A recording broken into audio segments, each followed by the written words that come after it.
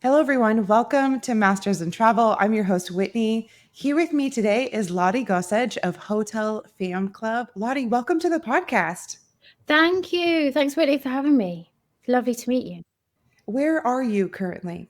I'm in Bristol in the UK, about an hour and a half outside of London. Okay.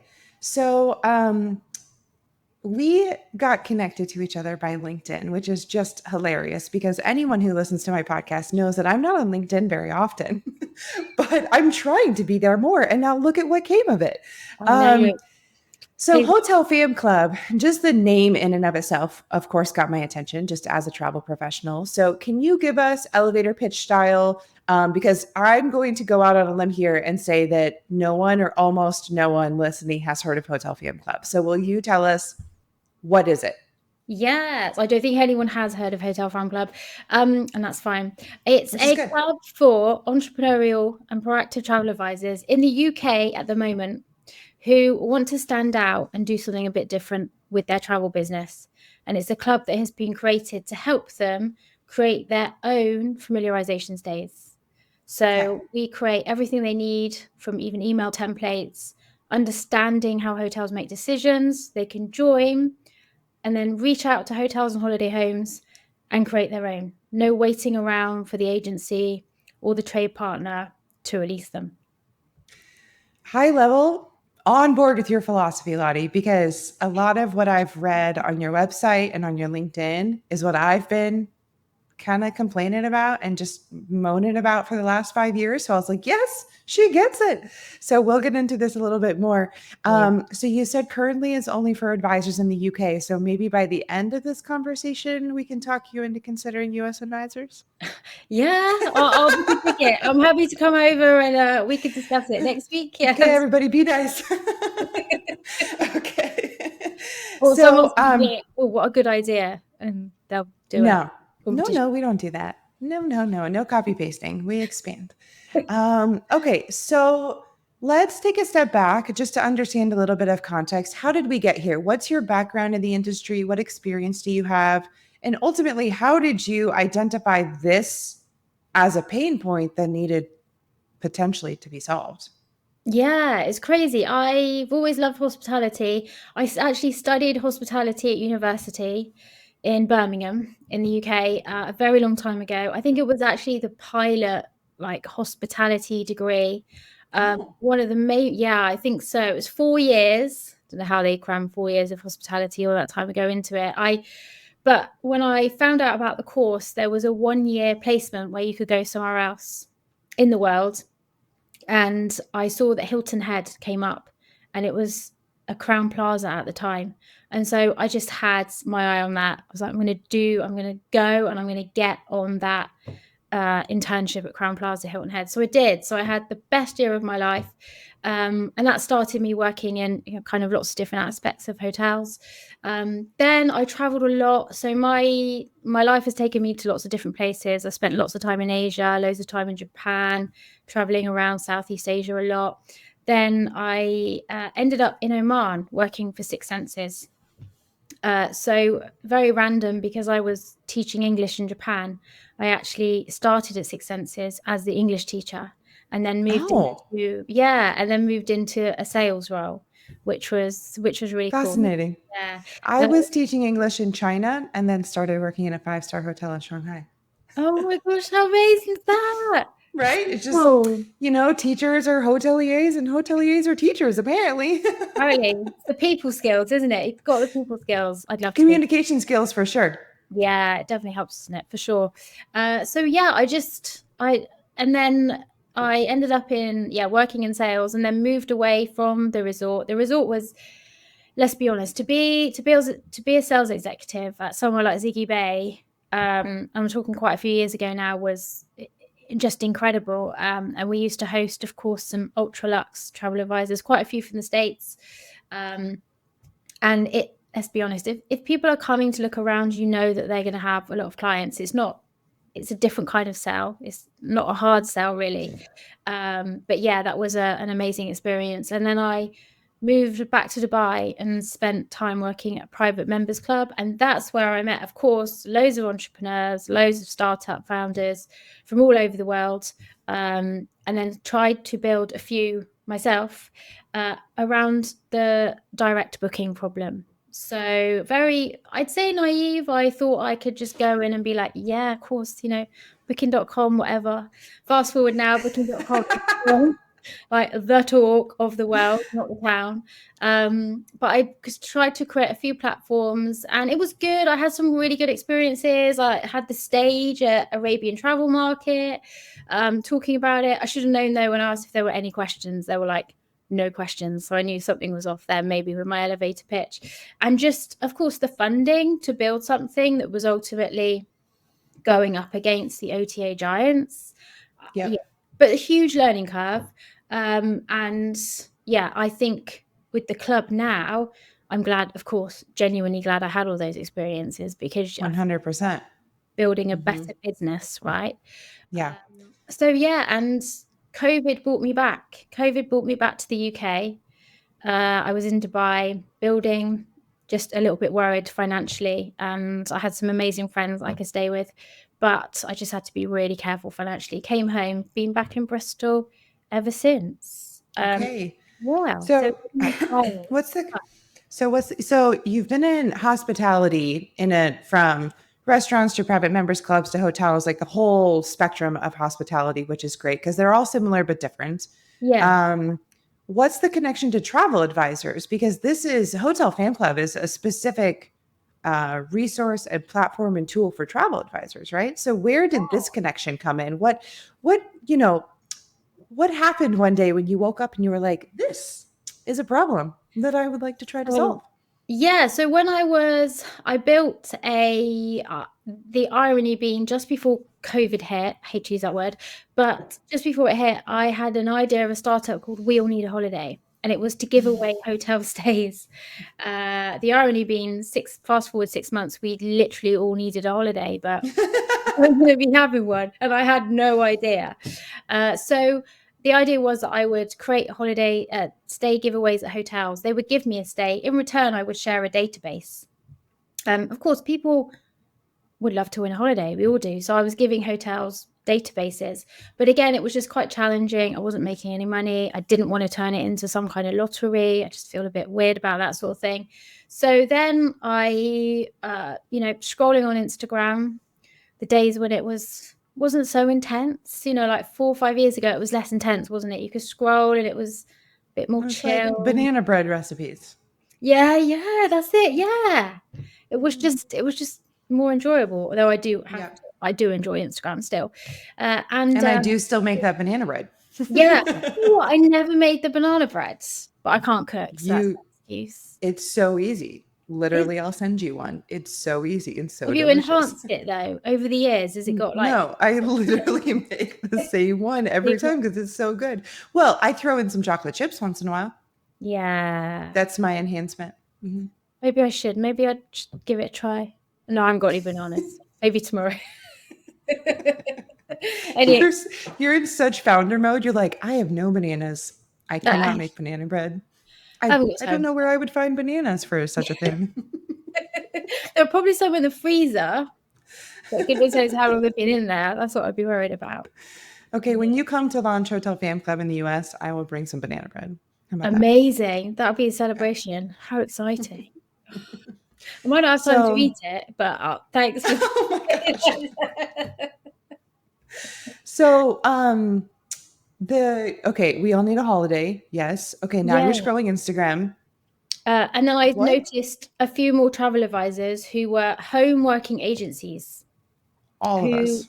It was starting to really felt like it was really starting to take off then. Yeah. And I'm like, that's my assumption almost. So I'd be kind of asking you, I feel like during COVID, that's when it really started to take off and more home working agencies, particularly in the UK. I saw more on socials, especially with in teletravel. So I don't have data. I only have my bubble of travel advisors. So I don't know that what I'm going to say is going to be like true. But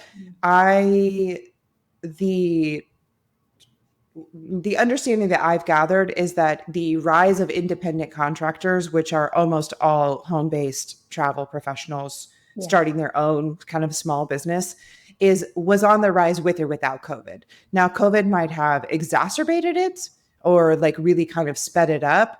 But I don't know that those two things are directly correlated. I think that I started in 2016. I started my agency, and I think it was already there. Like there was already a well established infrastructure for me to step into. I wasn't by any Mm. means reinventing the wheel.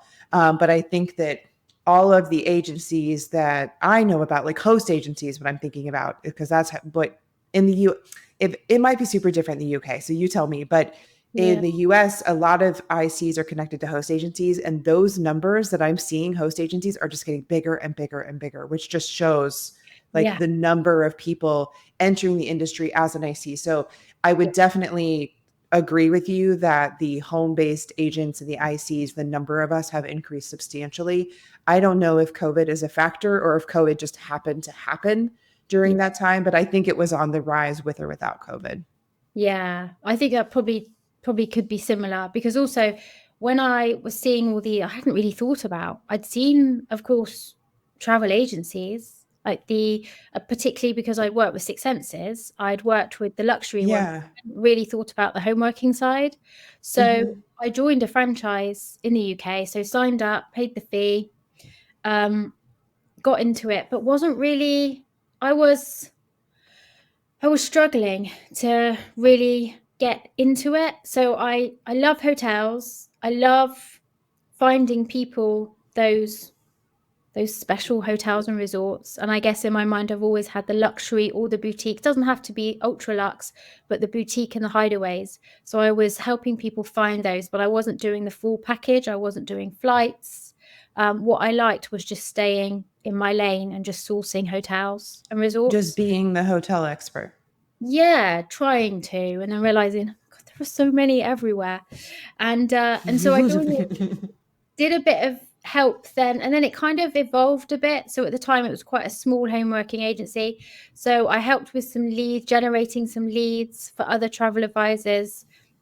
And then I just started thinking more about familiarization stays. So I was seeing a few advertised and I was like, there's something here where everyone's waiting. And it is such a hot topic, right? It is the craziest hot topic in travel. Oh, I just want a free stay, comp stay, fam stay, whatever you want to call it, stay. Okay, but those things are all very different in my mind. A free stay, comp stay, fam stay, those are not the same thing. They are not the same thing. And my head is usually whirring because the emails that members send or I send, the way that we try and communicate, that almost writing at the bottom of an email, very conscious that this is not a free stay request. We get replies saying no budget for free stays, which means a lot of things, right? It could be so many things, as in that person has read it very quickly, it's gone to the wrong person, they just group it in another influencer content email. But yeah, ultimately, so different. But don't get me started on how influencers and content creators have also made it even harder. So, no, So, I think I am going to get you started yeah. because I think that this is. Yeah. Should we pause and go get some banana bread for the second half of this conversation? Um, I think that so what I've heard you describe is actually two challenges. The travel professional at home waiting for an invitation Yeah. and the hotels receiving an influx, like a huge number of requests from not only travel professionals, also influencers. And so when those two cross, if a travel advisor is not sitting at home waiting and they do start to become proactive to reach out, then the response is not coming back positive all of the time Yeah. because they're being lumped in with influencers. This feels like two separate but related challenges to me. Yeah, Would absolutely. you Yeah, agree? I would. Okay. Yeah. Um, we know the travel advisor side of things intimately. So first, for those, I think there's a lot of people listening who don't fully understand from a hotel perspective how they look at influencers versus how they look at travel advisors, and that this is an entirely different decision making tree.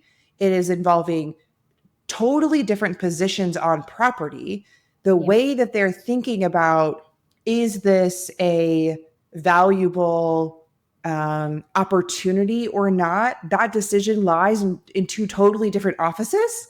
It lies in two totally different budgets on a P&L of a hotel. Like it's so vastly different that the last thing we want to be as travel advisors is lumped into influence, like the influencer pool, because Right. that already means that you're in touch with the wrong person. That's why I would assume that that's why the response is coming back, no budget for free stays. And that feels confusing because it's like, wait, that's not what I asked for. My first question would be like, well, who did you contact? So it's a very interesting one at the moment. So this will often be a sales and marketing person will reply and say, no budget for free stays. And that sometimes really, it frustrates me, of course, but I will always be empathetic. And also, thank goodness I have got experience working in hotels. Otherwise, as you've just said, a fundamental part of the club is also, without sounding like patronizing or condescending, is educating travel advisors on the hotel decision-making process. I don't think it's patronizing at all. I think a lot of travel advisors don't know the behind the scenes of what's going on at the hotel. So now that we have two hoteliers, former hoteliers sitting in this conversation, so like, let's break it down. I mean, there are, I mean, maybe we can just talk about the different positions and the different opportunities that each of those positions are looking for and the types of decisions that they're making. Because a general manager to a director of marketing to a sales and marketing, or like a sales executive, those people all have entirely different goals. And the PR partners, the PR representatives are, they create some big barriers for the club, some big barriers, which I have no problem saying here, because sometimes, again, this isn't PR, this isn't marketing. What do you mean they create some big barriers? They don't often like to say yes. They won't say no, but they don't like to say yes to hosting a travel advisor, because But we're not looking to provide PR. exactly. That's why it's not aligned. No. So I'm not to be patronizing. I'm going to ask you some simple questions so we can provide some simple answers. What is the goal? When an influencer reaches out to any sort of organization, let's just keep it hotels. What is their offer and what is their ask? Ooh. Well, an influencer, as far as I can see, when I say do my homework or research on TikTok or Threads, is that they are going to promise to that hotel or holiday home that they will create a lot of exposure. But that's it. In the form of Exposure. reels and and it stops there. Right. That's it. And exposure is PR. Yeah. Right? And exposure, posting a TikTok, it could even be a blog, right? Posting a reel on Instagram is not super different than being quoted in a magazine article. Yeah, good point. Yeah, so true. It's exposure. It's PR. Yeah. And even the same, being quoted in Condé Nast or Travel and Leisure is exposure. It doesn't guarantee anything. It doesn't guarantee leads. It doesn't guarantee quality leads. It doesn't guarantee anything. And luckily, I say luckily, I do say it. I honestly think that it is a fantastic time to be a travel advisor. I will say to be a good travel advisor, because of course I think it's such a sought after industry. Everyone wants to be in travel and hospitality, don't they? Suddenly when they realize how exciting it is. But now, because of the ROI, I think more hoteliers, I do get more responses mentioning return on investment, and it's weird how there's an influx of them using that, but it's good because I think I that's think it's great. there is no So ROI with influencers, or not. now, I Not don't think that this is the majority of cases for influencers, but some influencers are very, very talented content creators. Yeah, yeah, From photography skills to videography skills. It's not just using your iPhone and creating a reel, of you looking cute in the plunge pool or, whatever. yeah, So some of the more successful influencers, and I'm really not in the influencer world, so I shouldn't speak like this is fact. What I have observed is that when deliverables become, hey, your website and your social media does not have high quality content, like let me come in and create professional video content. Let me come in and take professional photos. And when I leave, these are yours. Like that's the exchange. I think that is an entirely different value proposition, yeah, um, because there are a lot of hotels that their websites are lacking big time, or their social medias are lacking, and they don't want to invest in like a high quality photographer or videographer to do, because that honestly that's thousands of dollars, right? If you're yeah, bringing someone in and you want certain deliverables.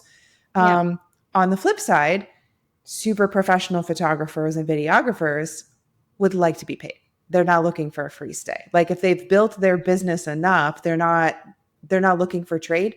So that influencer middle ground could be a win-win. If you find a talented influencer who is still willing to accept a free stay, and if the hotel is willing to give a few free nights, like that's a really valuable trade in my opinion. yeah, I If agree. you are left with really high quality video and photo that your marketing department can use for years to come.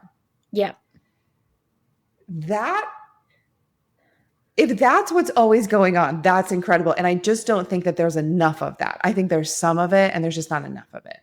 yeah, I do. I think it's very easy now, isn't it, to want to be a content creator or influencer? Those two blur almost. And I think it's also, as you said, there are a lot of incredible ones. You see them on socials, ones that have built, is it Jeremy Jauncey? And now he has started years ago, and he's doing something with Visit Dubai, I think, at the moment. So obviously he's built something which I is mean, creating also, yeah, great opportunity for tourism boards too. If you're a really talented amazing. content creator, Yeah, yeah, for amazing. sure.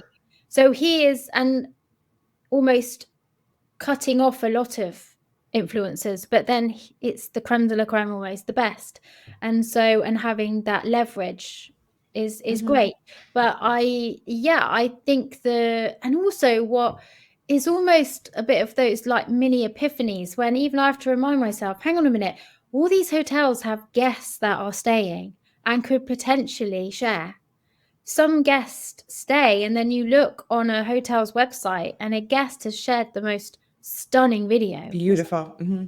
understated. And of course, you go down a little rabbit hole and you see that actually doesn't look like they actually work in socials or anything. They are Right. gold. They're almost like the unsung influencers that Hmm. have been around for a long time, right? And especially if you've got a resort or hotel that has plenty of storytelling, it's great. But I do always think as well, it's easier for a travel advisor to become a content creator, influencer-esque if they want to be, than it is for a content creator influencer to move in to become a travel advisor, unless they use the affiliate model. That's my personal opinion on that. Say that part again. I think it's easier for a travel advisor to become a content creator or move into an influencer space than it is Yeah. for a content creator or influencer to move into the travel advisory space. Why? Say more about this. I think that, and to be fair, I've seen it with some members of the club have created familiarization days and have said themselves, like, I need to practice, I need to get good with my content. And then they've stayed and they have created the most, I'm no expert. I should caveat this by saying late last year, I went on a 2-month, almost like proof of concept trip in Thailand and Dubai for the business. So I bought a iPhone 15 Pro Max and just did With your tripod, with your, all the yeah, time, everywhere. I'm here. 10-second everywhere. And I got better. It's like, Oh it's so yeah. ridiculous, right? But practice definitely didn't make perfect. But I made some beautiful content that now I still use, and it's just it is so lovely. It also helped though because the results were beautiful. So it wasn't me, it was beautiful. But Yeah. I've noticed some of the members, they've stayed at hotels. The videos and photos they've taken are so good, and it just makes me feel like, wow, you practiced, and look, you didn't think, you were travel advising, you were creating bookings, queries, you weren't thinking about doing this. Now you've joined the club, created a familiarizations day, and you've created some beautiful content. Whereas, So I understand what you mean that like travel, it might be easier for travel advisors to go in the direction of a content creator by improving their content skills. But I don't think they want to actually go into the content creating form of generating revenue for themselves. no, definitely not. I mean, travel professionals still has professionals at the name. Well, exactly. And also that content, they're going to make money anyway, aren't they? From hopefully book. Exactly. That's the point, is that Yeah. that content gathering, that content creation for a travel professional is just going to further enhance their business and their marketing and the clients that they could potentially send to that property or wherever they are. Whereas an influencer improving their skills, you don't just suddenly learn how to sell and build a book of business and like run a small business like a travel advisor. No. So yeah, no, I definitely think that. So let's in terms of the ROI, because I think that this is where the whole conversation kind of is the foundation of the conversation, is that if you are an influencer, full stop, you have a big audience. Yeah. Your ROI is exposure. Yes. Yeah. And exposure can be good, and it can also be nothing. Yeah, that's the risk, isn't it? Yeah. The next, and tell me if I'm like forgetting some steps in this, but like the next kind of step on the spectrum feels like a professional photographer or a videographer, in which the ROI is actual deliverables to the hotel that they own and that they can use. And so that person might share a little bit of their stay on social media, but their intent is not exposure. Right. Their intent is to capture really incredible high quality content to then deliver to the hotel. So quite honestly, you can be a super talented photographer and videographer trading for free stays, or having a stay for discounted services, or whatever the agreement is, and never share it on social media. Yeah. Because your offer is not exposure. Your offer is actual deliverables. Yeah. Like a wedding photographer or a wedding videographer, you just do it for hotels and for tourism boards. Yeah. And then are we to a travel advisor where I'm coming for a free stay or a discounted stay, and the offer, the exchange or the trade is getting to know this experience personally, supports me in going home and selling and promoting. And I have a book of business and clients who are ready to listen and who are actively seeking my guidance and advice. That's it. That's it. Yeah. So an influencer is not going to turn around and generate any bookings. And if they do, it's almost like a cherry on top. And also, even if they do, you may never know. And no. There's not necessarily a way to track it. A photographer and a videographer might indirectly support bookings, because now you have a more beautiful website that is Yeah. more representative of the experience, and you have a more beautiful social media and whatnot, but they're not directly going to be connected to those bookings. They're not servicing those bookings. It's just my photos helped close the booking, let's say. Whereas Yeah. travel professionals are far, far, far more active in this promotion and in these client conversations. And it's not a one-time thing. I am still promoting the hotels that I saw on my first FAMs 8 years ago. See, that's it. That's often forgotten. I don't think that's even thought about, let alone forgotten. I don't think, when I say a lot, of course, there are so many hotels around the world, but I think that is one thing, the ongoing exposure. Yeah, I totally agree with you on that. Yeah. Yeah, yeah. So the ask and the return on investment is entirely different. So if travel professionals arguably have the best offer out of all of these three, Yeah. why are travel professionals sitting at home just waiting to be invited? It's such a good question. And I test a lot. My Instagram is, of course, often focused on showing off what the club is doing. As in What's your Instagram? I don't think I'm following you. I just have you on LinkedIn. Hotel Fan Club and then a little underscore. So I think it got hacked years ago. Hotel Fan Club, just ending with an underscore. Got Yeah. it. Found you. So I Okay, I'm do. following you. Oh, cool. I'll follow you back. I'm not very good at multitasking. Got to focus on this. It's not a very good thing, is it, with a startup founder? So I use Instagram a lot, and I've started doing more like little captions, like really catchy captions that I know will grab a travel advisor's attention, or feel like they will, from either conversations I've had with advisors or what I'm having with hotels and holiday homes. So I do think that the gap between, oh my God, Lottie, I love a familiarization stay. How do I join? Oh, well, you join here and you pay. Oh, gone. So there's that feeling of, and that's absolutely fine, because of So course it's everyone's just looking for something free. yeah. Apart from the Guys, members I have, yeah. If only, that's not right? what this is about. Fan club charity, yay! This isn't a grand prize lottery win. This is a business. This is Yeah, a familiarization trip is a business exchange.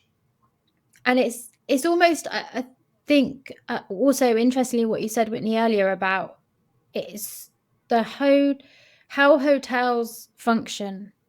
And I should say as well, this shoulder season, so in the UK, I'll keep this very short, so I can waffle, so I'm going to keep this really, really short. In the UK, shoulder season is now 1st of October until end of December. Hotels and holiday homes, they might be filling up on the weekends, but they will definitely have those gaps, Monday to Wednesday, say. And so I am saying to travel advisors and, of course, members, go close to home. You can literally become a mini DMC. But sometimes I'm guilty of just putting this stuff out there, and they're probably like, what the hell is she talking about? Like, what? But in my head, and then I, of course, have individual chats with advisors and say, you live in the Cotswolds, for example. You are surrounded by pubs with rooms, boutique hotels, holiday homes. Reach out to them, join the club, CC me. At the moment, the club is small enough that members can CC me, and I get involved if I need to. It's never personal, right? It's always business. So if ever anyone comes back, and I've had some pretty nasty emails come my way, asking, oh my God, yeah, really bad. But I just think maybe they were just having a very bad day. But yeah, you live in the Cotswolds, email 10:15. Offer, go and stay for a night. You check in a bit later in the day, as long as you've got light. You check in, you take your laptop, you work from there. You let your clients know, rather than just emailing a client and saying, hey, need any help with a holiday? Email them and say, I'm staying at this lovely little holiday home. Just thought I'd let you know, you might like it. that is warmer and nicer, I think, than sometimes just the blanket, can I help you? That client might come back and say, that's so cute. Actually, I had this in mind. So even that alone, I think the close to home one night stays with holiday homes and hotels in the UK this season is what I'm very like zoning in on. Plus everything else, of course, in the future. But yeah, as you said, why it shouldn't be so overcomplicated to say, okay, let's do it. Let's give this person a stay. Club or not, to be fair. It's a travel advisor. So I think you bring up a really good point that I feel should be obvious, but I don't think that it is. Shoulder season during the week, like there are periods and pockets of time that hotels are wide open and would love for you to come. And there are times that you can show up and they're literally sold out. They can't even show you a room. Yes. And so I think that there's a combination of understanding hotel operations and understanding who is best to be talking to about a potential stay, about a site inspection, about all of these different things. So when you're coaching advisors on seeking FAM opportunities, how do you guide them on this request? Do they come in and just ask for a specific time period and the answer is yes or no? Do you guide them on like go in with some options or just some like anytime in October when there's a night that occupancy is low? Like how do you guide them to kind of reach out to aim for like the most positive possible response? Yeah, exactly as you said, similar to the last one. So very open. Don't ask for a number of nights, just ask about a stay. And in the next few weeks or the next month, exactly that. Keep it very short. Because at the moment, I do, as you might imagine, I do get quite a lot of travel advisors message me and say, don't want to join the club, but I need help with emails. How do I ask? Because one other very interesting thing, Whitney, and of course it's so interesting, right? I feel like we need another conversation one day, just how different it is between the UK and the US, right? Because the one thing I didn't realize would be such a conversation point would be what not to say to hoteliers. So I asked travel advisors to send me their example emails. Oof. Like, yeah, and it's amazing because it's like, okay, so I'd love to Like, well, stay. that's one way to Yeah, just ask. so happens that it's my husband's birthday, so it would be lovely to coincide it. And I'm like, delete that, take it out. It's a red flag. Even if it is your husband's birthday, just do it all off the radar. Well, now Just it's no longer a business exchange. now it's no longer. But this is the real stuff that I do find that it is so helpful. But I also think if I hadn't worked in hotels, I might not be in this position. But also then even just emailing and chatting with hotels and holiday homeowners a lot but ultimately emailing via the club, there's also a link that will take hoteliers to Hotel Fan Club with a quick write-up of what it's about. And when I check the stats, often quite a few hoteliers are clicking on that link, which is, of course, great news. So they're clicking. But generally the email, as you said, I try and keep it very short and make sure that, yeah, it's just, I'm a travel advisor. You don't need to, add in your ABTA, ATOL, all of that. Just, I'm a travel advisor, particularly the ones that I live nearby. I think this is gold. But I should also say, Whitney, in the UK, this whole holiday home thing, I think is a totally new idea. I'm not saying that because, oh my God, it's my idea. You're welcome, everybody. Sometimes the emails I get are like, what? Travel advisors are still a thing? I think a lot of people don't realize how important travel advisors are and how many human travel advisors are still out there. Yeah, but are holiday homes working with travel advisors on a commission basis? Well, they are now with the club. So we literally started a few fam stays and they're happy to give a commission. Sometimes, though, if a holiday home owner isn't, if it's becoming almost, I can feel sometimes with the back and forth that the holiday owner, their mind's a bit blown because they're like, listen, I'm on booking.com, Airbnb, you know, Yeah, what? they're on a million options. So they're happy to entertain a travel advisor staying, but that's it. There's no commission talk. And my plan is that the travel advisor stays, see how he gets on. And then, of course, it's up to the travel advisor to maybe create a relationship where they can work on a commission structure. But that's up to them. I can help them on the side. But yeah, it's a whole, it's a new thing. But I do think that holiday homes have a huge opportunity because, of course, the commission's lower and they can potentially get more guests coming in and more bottom of the funnel stuff. I joke sometimes, I said it a few weeks ago and I joke and it sounds a bit cheesy, but I say like travel advisors for hotels when it comes to familiarization stays are like bottom line and bottom of the funnel besties. It sounds so cheesy, but it's kind of true because travel advisors are. They're like bottom line and bottom of the funnel friendly. Mm-hmm. And as you said, why? Taking into account, of course, hotels can be full, but why wouldn't you want to give a room where again, as we go circle back around to return on investment is there? That's where, yeah, that's where I sit. So, I mean, I think that we've got like three conversations going here. I So, know, sorry, yeah. with the holiday home conversation, I mean, I think that this is a point of friction for a lot of travel advisors that clients do want the holiday home type of stay. Mm, But it's non-commissionable for us. It's super high liability. We can't really conduct due diligence. We're definitely not earning commission on it. And so it's just something that a lot of us currently are like, we don't do it. There are a yeah, couple resources that offer like a portfolio of home rentals in which they support travel advisors and pay commissions. But then so many of us have had subpar experiences either with the homes or with like that actual working relationship that it's just like constant friction. So, I mean, I'm hopeful that you can turn this around and that we can start kind of swinging it back the other way because I think it would be win-win-win all around, right? It would be yeah, great for advisors, great for clients, great for homeowners who have these holiday homes, and I think more profitable in the end because just like a hotel, a travel professional's business to a hotel or to a home rental is generally more profitable at the end of the day than a booking.com booking. yeah, Not only financially, but also the guest that's coming, the relationship with that guest, the experience of having that guest on property, like all of the above. It's generally a more all around profitable experience. So I'm cheering you on the home rental front.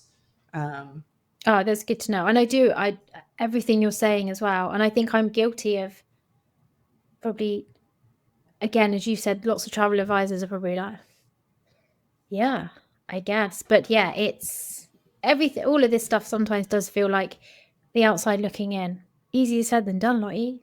Calm down. We get that. I just think so. The fan part, I don't think it's easier said than done. I think people could take action immediately.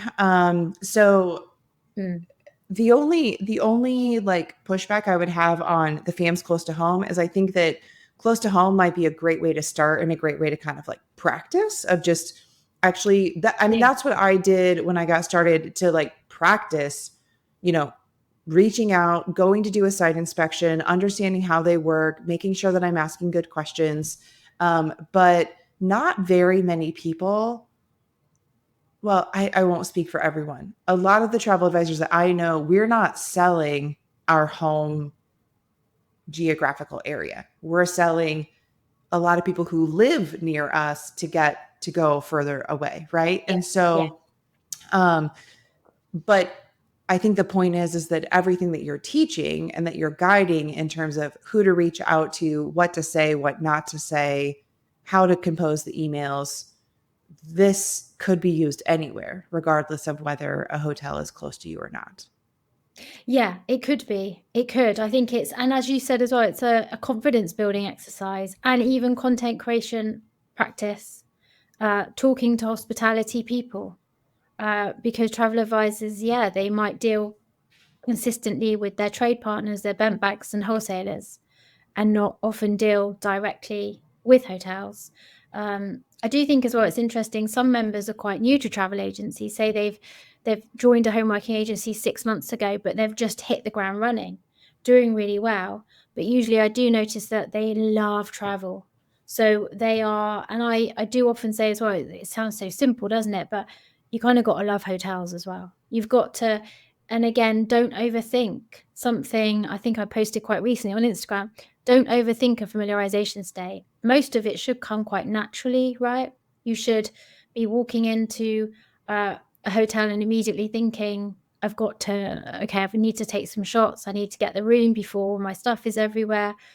Even going back to basics with this, I do checklists for people. Mm-hmm. And I'm quite candid and honest about the UK familiarization stays this shoulder season with hotels. Don't ask for a number of nights. If they offer you one night, and this is another example, but it's another interesting one. I need 2 nights. I don't have enough time.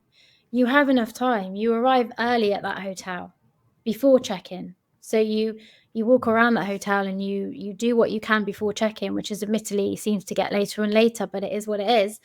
Check in and then stay later that day. Sometimes travel agents aren't thinking the bigger picture stuff with that as well.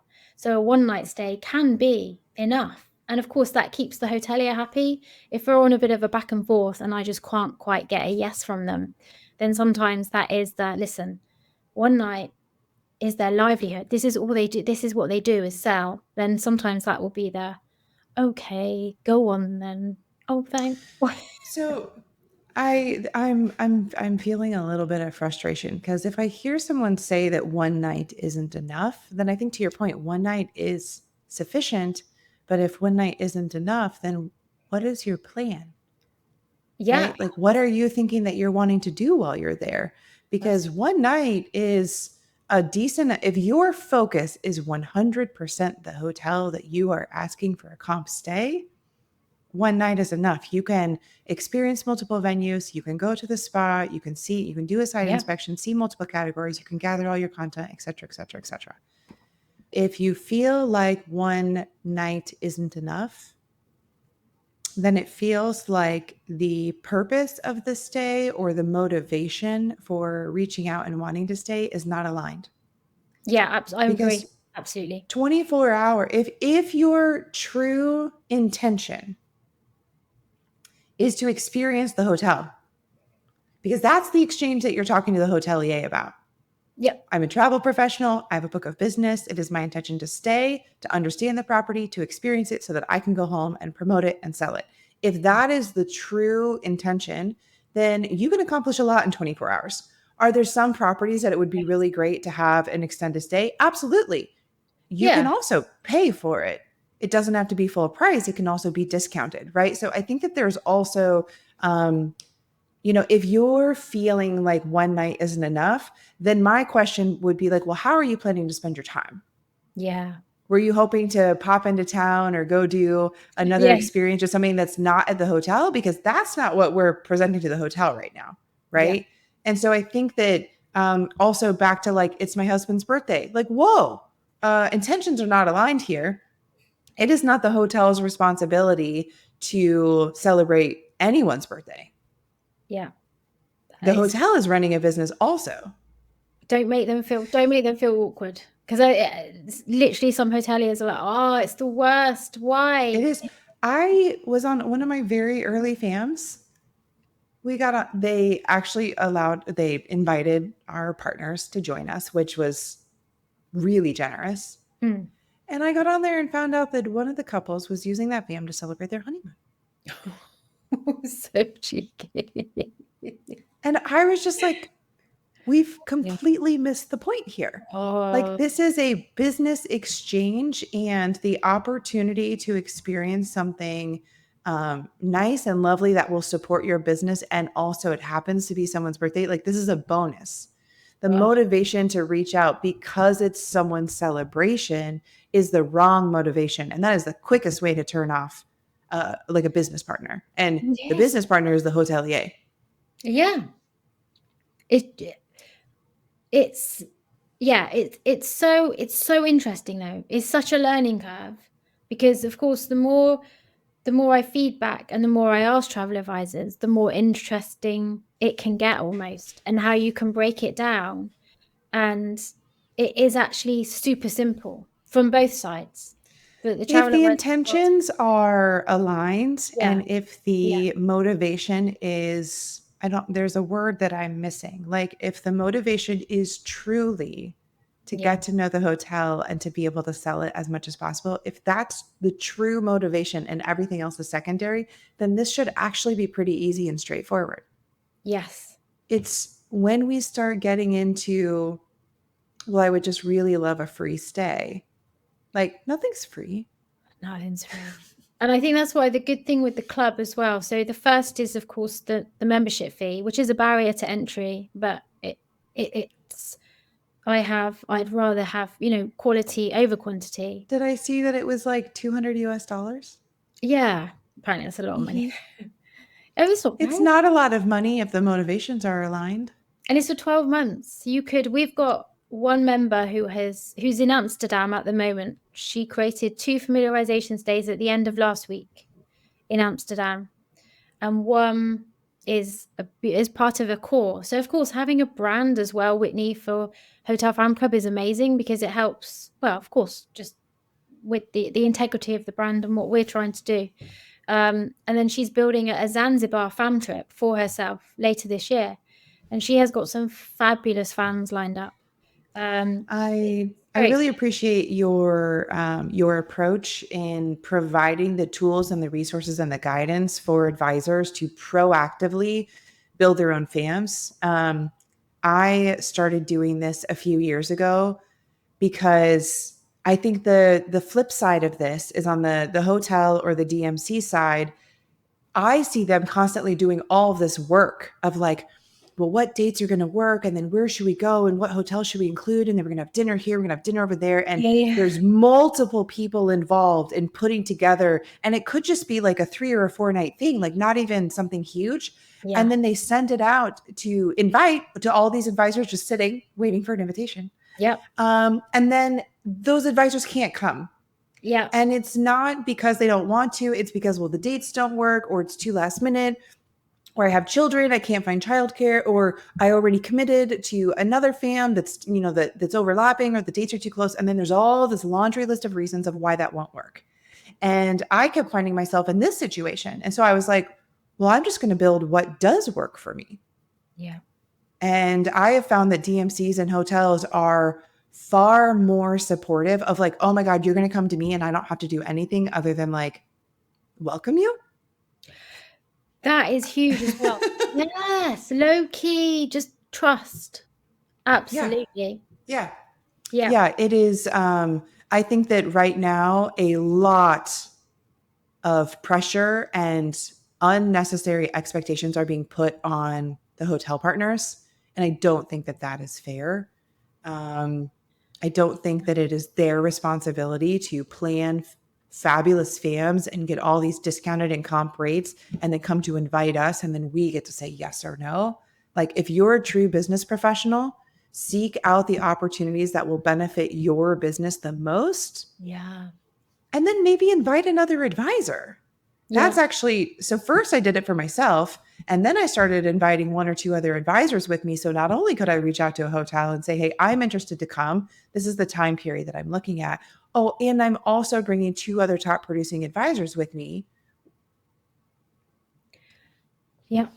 It's so much easier for Oh, everybody. It was win win win all around because I was staying exactly where I wanted to stay and where I knew it would benefit my clients the most because I was yeah, identifying hotels that I knew would be a good match for my clients. yeah, And the hotels were thrilled because 3 of us were coming. yeah. And again, it's just hard. It's no, hardly any work to do. It's hardly time intensive for When them. it's true win win, it's so much easier and feels like a lot less work. Yeah. Maybe I should have fam to Chicago. I've never been to Chicago. I'd love to. It's a great city. I mean, Yeah. I don't technically live there, but I'll come see you. Is it out? Did you say it's outside of? No, I said I live in the central time zone, the same as Chicago. If somebody doesn't know where I live, I just Yeah. say Chicago Oh, because fair it's enough. easier. Okay. I live in Des Moines. I will have a Google though tonight after. No, it's okay. You do it, Google. No, Chicago's a fabulous city with 600 hotels, so that you will be busy. Amazing. There's a million hotels. Um, I really support your philosophy and your approach and what you're trying to accomplish. Um, what would it Appreciate mean to make this available for US advisors? it. I didn't forget about that, by the way. What would it mean for, as in, Yeah, like if a US advisor tried to sign up today, would you kick them out? no. Definitely not. We've got one member who's part of Fora. Yeah. Fora Travel, yeah. Mhm. So So are they US based? no, Okay. no, not US based. So No, definitely. I would not kick a is there US something in your travel. program that is specific to the UK, or it's just you're based in the UK and that's your network? So Yeah, that's what it's it just is currently. I'm Yeah. based in the UK, so But it's all of not. the guidance and the emails and the checklists and everything that you've put together, Yeah, it's valid for and it's any probably advisor, really. similar. It's probably very, very similar to the emails. Everything is quite similar, right? I think we've, Yeah. and to be honest, you've got, it's been such a delight chatting with you today. And also I feel like you have more experience than I do. So the fact that you see value in it is amazing. But I do think as well, it's probably quite similar, isn't it? Wherever we are in the world, how we approach hotels is quite similar. I Being think nice, empathetic, natural, mhm. and not fluffy. Just keep it business. I think that the some of the red flags that you've raised today, I think in my mind, I always kind of like take it back to the foundation. What is like, who are you and what is the intention of this stay? Is this currently a hotel that you're booking a lot of, or is this an aspirational hotel that you would like to book more of? I think also being really upfront with about this to the hotelier is really smart, right? Like I've never booked you.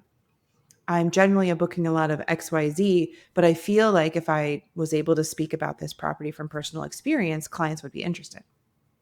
Or Yeah, that's a really good point. Yeah, or if advisors know their stats and say like across the board, my average like the average rate that my clients are spending is $950 a night. I know you're generally at 1200, but that's within range to offer upgrade options. And I would like to do that from a place of knowing and understanding. So when they have questions, I can speak from personal experience. yeah, Like there are the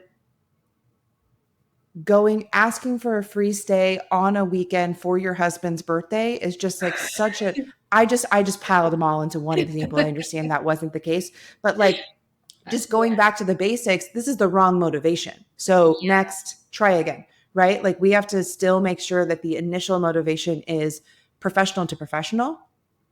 yeah, And then if the ancillary motivation is it's also my birthday, like that'd be great. But the initial motivation has to be business because yeah, this is a business partnership. And if yeah. you want to develop a partnership, then act like it and talk like it. And also the club as well. When a travel advisor stays, they have to share a gallery and write up that every member can access. So the idea is that they share those with their clients. But I then thought for US travel advisors, we've got some nice UK properties, so they could share them with their clients. So that would be also a reason why they might be interested in joining potentially as well, like There you Bath. go. But Lotte, yes, thank you so much thank for what you're you. doing and how you're supporting travel advisors. I appreciate the shift in conversation. And you said something on LinkedIn that made me laugh out loud. Uh-oh. You said that you, Oh you no. said we're pre-revenue, post-sanity, and ready to disrupt a niche no one asked to disrupt. And this is literally the story of my life. I'm, I'm constantly looking to disrupt things nobody asked for. Nobody asked for, but actually, and then behind the scenes, they're like, she has a point. They have a point. Actually, she has a point. This is yeah, exactly. That's why it made me laugh because it's The, true. The OG travel experts on LinkedIn do not want to admit the travel advisors are about to have the time of their lives as AI starts messing up travel plans. That's all I'm saying. Lottie, thank you so much for what you're building and for your support of travel professionals around the world. Yes, around the world. And keep us updated. I look forward to following your journey and continuing to see how Absolutely. Hotel Fab Club continues to evolve. Oh, thank you. Do you do consulting? I think I need a consult with you. Not specifically, but sure, we can chat. Thank you. All right. Thanks so much for the. Thank you. Thanks a lot. Thank you.